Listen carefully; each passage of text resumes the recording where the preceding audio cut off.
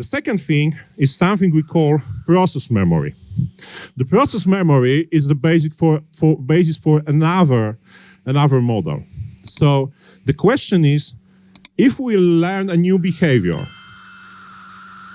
how long we will stick to this behavior?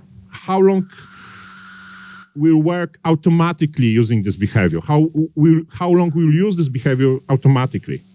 Will it become the habit? And there is a parameter called the process memory. So we use this to analyze a retail network of over 2,000 people. And we tried to determine the behavioral retention. I mean, how many people stayed at a specific, remember the previously learned behavior. You know why it's important? Because if you reward someone for doing something, he starts to do something in a way we want it, and we would like to know how long he or she will remember this behavior, and when to put the next reward, where to put the next communication, when to deliver the control. This is also good parameter to be a part of the state in Markov chain. Yeah, so that we will put the people in a specific state depending on the process memory as an attribute, as a parameter. Yeah, so what we encountered is that, in fact, the people have different process memory. This is very individual. This is not our personality trait. This is something we have. Some people will forget, these are weeks. This is autocorrelation, so with this one, we remember the behavior perfectly, and then it disappears. I mean, we are stopping this behavior, and so on and so on. So we have here the person who, after 10 weeks, forgot the specific behavior, Here we have the person whose process memory is just 1 week.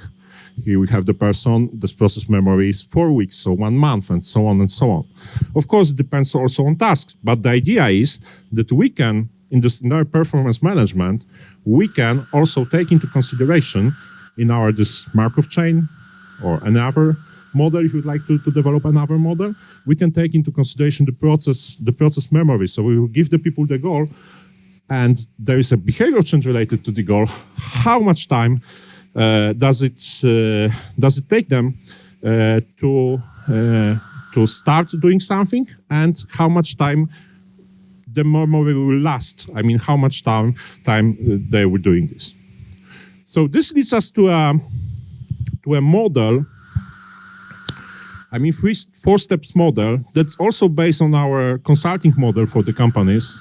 I mean, we are using this activation, knowledge, action, feedback in consulting as description for the customer, what we are really doing with the employees in the process management, in the performance management process. But also, behind each of these steps, we have the machine learning model that is being developed. Let's go through all of the steps. The first thing in every performance management process is activation. Activation is focusing people on doing stuff. This is usually, many companies start from there. Let's tell people what to do. No, the first step is to focus people on stuff, like what is important and what's in it for me, like contract. I would like, the target is to do 20% of increase in sales during this month, and what's in it for you? When you join the program of performance management, you will get this, this, and this. Yeah? And this is, here we are using something that's called a model for activation and social activation, because our platform also contains some social features, so you can see what your peers are doing in work. You can be encouraged to do something because some of your friends done this and that, and so on and so on. So this here is very similar to the social media, but this here is also very astonishing, because what we discovered is that engagement, work engagement, is multiplicative process. I mean, you cannot, if you would like to increase the engagement, you are multiplying the previous state. So if someone is engaged, it's pretty easy to create more engagement in work. This looks very obvious. Yes? This seems to be very obvious. But usually managers perceive the engagement in work as an additive process. Additive means if the engagement is 0, the CEO will come to the team and tell, okay, today we'll deliver this goal.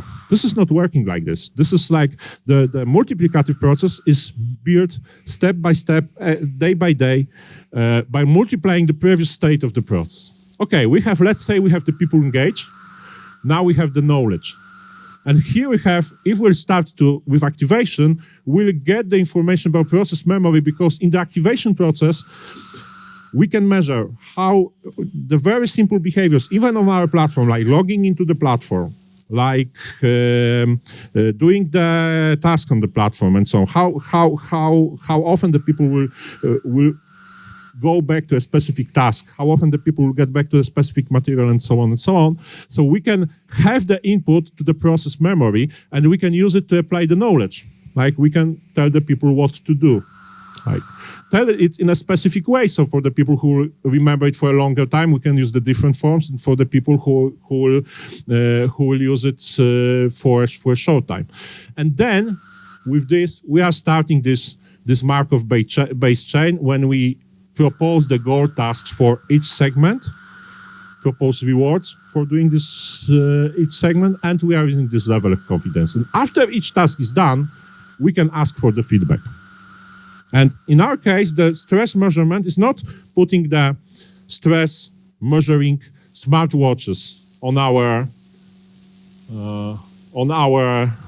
stress measurement smartwatches on the wrists of our of the employees we are working with. It's asking for the feedback. It's asking, using some normalized survey, asking how do you feel about it and so on. What do you feel about it? How do you feel about it? And so on and so on. And this is funny. And this stress level is the additional parameter for the next loop. So, what is the overall vision? I mean, how we see the future of work using this kind of the system. The first thing is that future of work is personalized. So if you manage a large team of people, each person should have the information, right information, what to do next at a specific time. And of course, you can do this if you are working, for example, for the IT departments, IT companies. You can do this if your boss is a good manager. He is doing this just exactly like that, telling you what to do today. Like you have stand-up meetings if you are doing Scrum or something like this.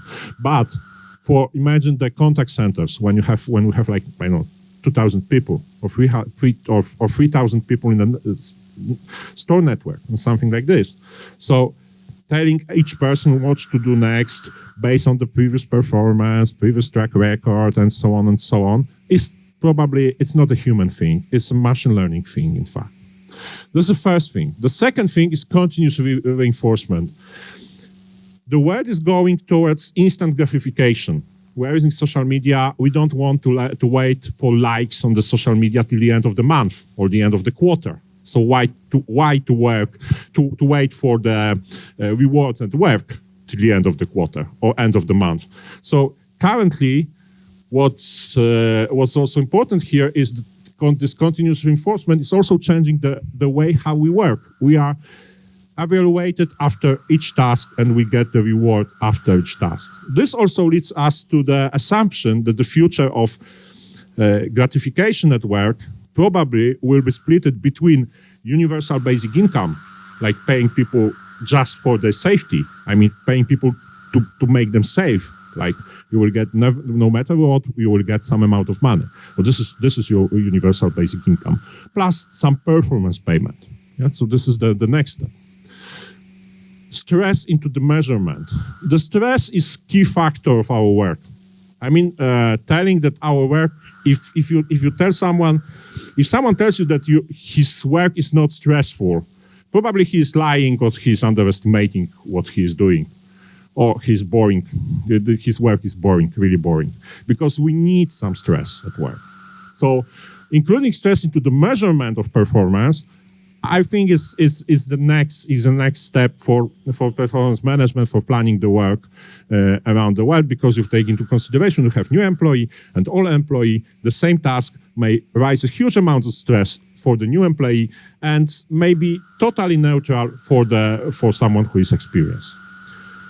And mental capacity versus headcount. This is something that is, I think, summarizing all of this. In our work currently, in all the corporations, I mean nearly all of the corporations, we are talking a lot about human resources management. So the resource is human. So we have the headcount, number of people, give me 5 consultants, I will do this and this and this. This is old way of thinking because we are working in a knowledge economy.